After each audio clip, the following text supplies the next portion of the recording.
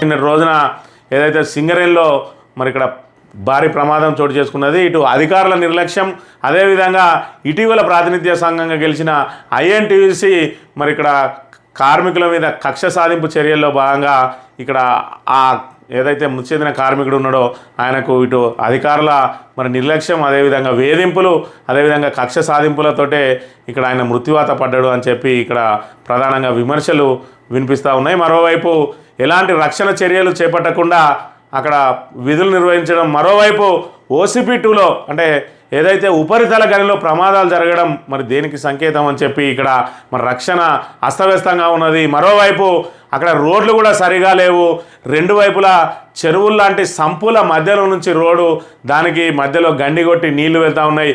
ఒకవేళ డంపరు వర్షం పడ్డ సమయంలో స్లిప్ అయినట్టయితే వెళ్ళి ఆ చెరువు లాంటి సంపులో పడి ప్రమాదాలు జరిగే అవకాశం ఉన్నది. మరోవైపు మరి రెండు డంపర్లు ఒకే సమయంలో వెళ్ళే దారి లేకుండా మరి ఇరుకు రోడ్ల మీదనే మరి డంపర్లను నడిపిస్తున్న పరిస్థితి ఇక్కడ సింగరేణి కార్మికులు ప్రాణాలను గుప్పిట్లో పట్టుకొని పనులు చేస్తూ ఉన్నారని చెప్పి ఇక్కడ వినబడుతూ ఉన్నది. అదేవిధంగా ఒకే రోడ్డుపై రోడ్డుకు అతి సమీపంలో ఇక్కడ 4 షెవల్స్ పెట్టి నడిపిస్తూ ఉన్నారు. అంటే వర్క్ ఏరియాలో మరి వివిధ ఏరియాల్లో నుంచి షెవల్స్ని పెట్టాల్సి ఉండగా ఇక్కడ పని ఒత్తిడి మేరకు మరి అక్కడ ఏదైతే కోల్ బెంచ్లు మరి వివిధ మార్గాల్లో ఏర్పాటు చేయకుండా ఒకటే కోల్ బెంచ్ దగ్గర 4 మరి ఒకటే రోడ్డు మీద 4 పెట్టి అక్కడ క్రౌడ్ పెంచుతున్న పరిస్థితి నేపథ్యంలో ఒత్తిడి మధ్య ఈపీ ఆపరేటర్లు పనిచేస్తూ ఉన్నారు.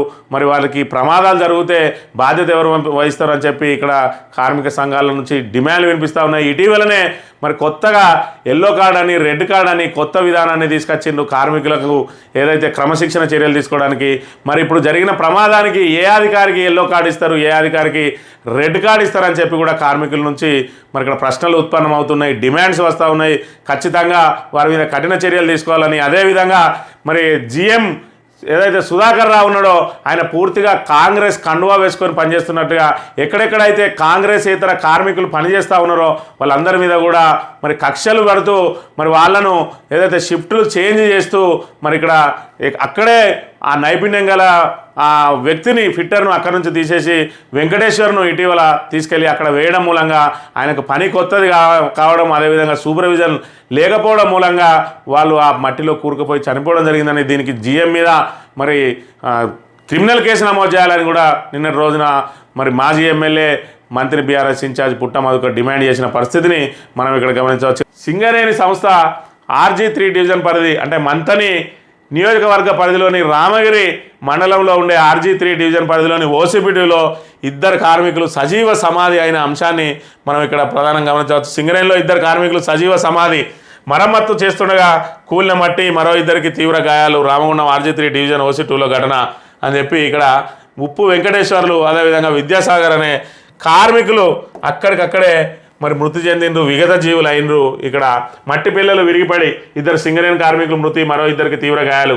OC2 ప్రమాదానికి కారకులపై చర్యలు, బాధిత కుటుంబాలను పరామర్శించిన జనక్ ప్రసాద్. రక్షణ చర్యలు విస్మరించడం, ఉత్పత్తిపై దృష్టి పెట్టడం, 2 కార్మికులకు మృతికి కారణం INTUC AITUCలే అంటున్న పుట్ట మధు. 2 కార్మికుల మృతికి కారణం INTUC AITUCలే బాధ్యత వహించాలి. OC2లో జరిగిన ప్రమాదంలో 2 కార్మికులు మృతి చెందడం బాధాకరం. కాంగ్రెస్, INTUC AITUC సంఘాలు కారణం. రాజకీయ క్రీడలో కార్మికులు సమిధలవుతున్నారు. RG3 GM పూర్తిగా రాజకీయ నాయకునిగా వ్యవహరిస్తున్నారు.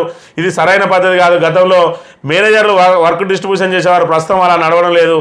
AITUC కార్మికుల పక్షాన పోరాటాలు చేస్తుందని గెలిపిస్తే వారు చేసేది ఏమిటంటే INTUCతో జతగట్టి రాజకీయాలు చేస్తున్నారు. దీన్ని తీవ్రంగా ఖండిస్తున్న మృతి చెందిన కుటుంబాలకు పుట్టమధు సంతాపం వ్యక్తం చేశారు. అలాగే తీవ్రంగా గాయపడ్డ వారిని కూడా పుట్టమధు నిన్నటి రోజున పరామర్శించిండు అని చెప్పి మళ్ళీ ఏ విధంగా విగత జీవులైందనే అంశాన్ని మనం ఒకసారి పరిశీలించినట్టయితే ఇక్కడ ఉప్పు వెంకటేశ్వర్లు మరి అక్కడ పూర్తిగా ఆ మట్టిలో కూరుకుపోయి ఇక్కడ మరి తీవ్ర విషాదం నెలకొన్న అంశాన్ని మనం ప్రధానంగా గమనించవచ్చు. ఇక్కడ ప్రమాదానికి ప్రధాన కారణాన్ని కనుక మనం పరిశీలించినట్టయితే ఈయన ఉప్పు వెంకటేశ్వర్లు. మరి ఉప్పు వెంకటేశ్వర్లు అనే వ్యక్తి ఎవరైతే ఉన్నారో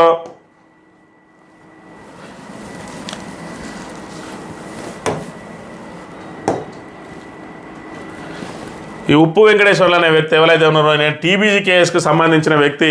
ఈయన గతంలో మరి వేరే సెక్షన్లో పనిచేస్తాడు ఓసీ2లా ఏదైతే డంపర్లకు మెయింటెనెన్స్కు చేసే పని ఈ ఫిట్టర్ ఈయన డంపర్ల మెయింటెనెన్స్కి వెళ్ళేది. ఇటీవల నూతన సంఘంగా గెలిచింది ఐఎన్టీయూసీ గెలిచిన తర్వాత కార్మికుల మీద కక్ష సాధింపు చర్యలకు పాల్పడుతూ ఉన్నది. ఈయనను మరి ఏదైతే ఫిట్టర్గా మరి పంపు సెక్షన్లో వేసిరు, అక్కడి నుంచి తీసి రిలేటివ్లో పనులు చేసే ఇతన్ని తీసుకెళ్ళి మరి పంపు సెక్షన్లో వేయడం మూలంగా ఈరోజు ఆయన తనకు నైపుణ్యత లేని పనులను మొదలుపెట్టడం మూలంగా మళ్ళీ అదేవిధంగా అక్కడ అధికారుల పర్యవేక్షణ లేదు, దాని మూలంగా అక్కడ ప్రమాదానికి లోనైన పరిస్థితి. ఇటీవలనే మనం చూసుకున్నట్టయితే ఆంజనేయులు అనే కార్మికుడు, ఈయన కేవలం 6 నెలలే ఉన్నది ఈయన రిటైర్మెంట్కు సమయం.